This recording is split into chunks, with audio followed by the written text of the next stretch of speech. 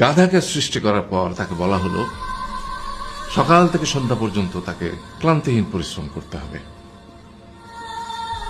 সারা জীবন তাকে পিঠে ভারী বোঝা বইতে হবে, খেতে পাবে শুধু ঘাস, আর তার মাথায় কোনো বুদ্ধি থাকবে না।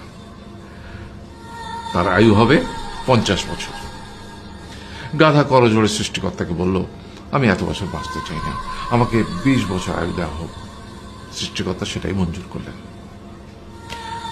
কুকুরকে যখন সৃষ্টি করা হলো তখন তাকে বলা হলো যে সে হবে মানুষের সবচেয়ে বড় বন্ধু, কিন্তু সে খাবে মানুষের উচ্ছিষ্ট, এবং তার আয়ু হবে 30 বছর।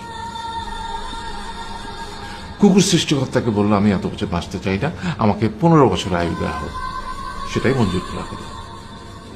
এরপর বানরকে বলা হলো, তুমি শুধু গাছের এ ডাল থেকে ও ডালে ঝুল খাবে এবং নানান রকম ফন্দি ফিকির করে মানুষকে আনন্দ দিবে, তোমার আয়ু হবে 20 বছর।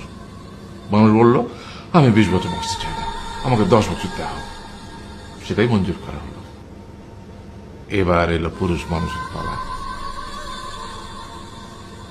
তাকে বলা হলো যে তুমি হলে প্রাণীকুলের মধ্যে সবচেয়ে বিচক্ষণ এবং বুদ্ধিমান, সেই জন্য তোমাকে প্রাণীদের শিরোমণি করা হলো এবং তোমার আয়ু হবে 20 বছর।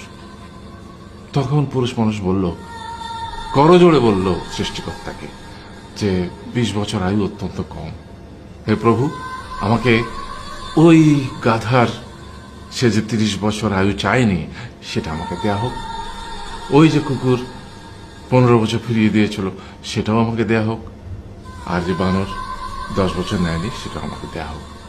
20 বছর অত্যন্ত কম, আমি দীর্ঘদিন বাঁচতে চাই। সৃষ্টিকর্তা সেটাও মঞ্জুর করলেন। তারপর কি হলো? সেই থেকে ছেলেরা পুরুষ মানুষ হিসেবে বাঁচে 20 বছর, তারপরের 30 বছর সংসারের বোঝা পিঠে করে বয়ে বেড়ায়, সেটা কার মতো? গাধার মতো। তারপরের 15 বছর সে তার ছেলেমেয়েরা যা দেয় সেই রকম ঠিক কুকুরের মতো উচ্ছিষ্ট খেয়ে বাঁচে। আর তারপরে বৃদ্ধ বয়সে ঠিক বানরের মতো, যেমন গাছের এডাল থেকে ওডাল ঝুল খায় বানর, তেমনি এই ছেলের বাড়ি থেকে ওই ছেলের বাড়ি, আর নানান রকম ফন্দি ফিকির করে তার নাতি নাতনিদের আনন্দ দেওয়ার চেষ্টা করে।